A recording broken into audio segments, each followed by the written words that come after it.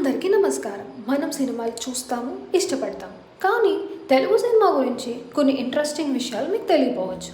ఈరోజు మనం 5 ఆసక్తికరమైన విషయాలు తెలుసుకుందామా? చివరి వరకు చూసేయండి. Fact number 1. తెలుగు సినిమా భక్త ప్రహ్లాదుడు 1932లో రిలీజ్ అయింది. అది మొదట Telugu talkie cinema.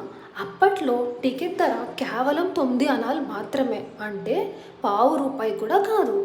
Fact number 2. మన అందరికీ ఇష్టమైన మాయాబజార్ 2010లో CNN IBN చేసిన జాతీయ సర్వేలో ఇప్పటికీ బెస్ట్ ఇండియన్ సినిమాగా ఎంపికైంది. ఇప్పటికీ ఆ సినిమాకున్న క్రేజే వేరు. Fact number 3. తెలుగు సినిమా చరిత్రలో అన్నమయ్య ఒక్కసారిలో 14 నేషనల్ అవార్డ్స్ గెలుచుకుందంట. అది అప్పట్లో ఒక record. Fact number 4. RRR cinema మొదట 350 కోట్ల బడ్జెట్తో చేశారు. కానీ రిలీజ్ అయ్యే సమయానికి అది 550 కోట్ల పైగా పెరిగిందంట.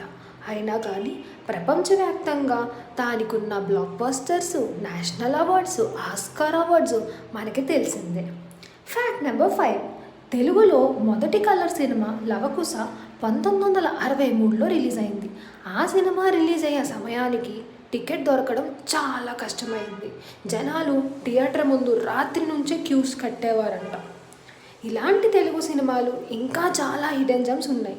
మీకు ఈ వీడియో నచ్చితే ఒక లైక్ చేయండి, మీ ఫ్రెండ్స్తో షేర్ చేయండి.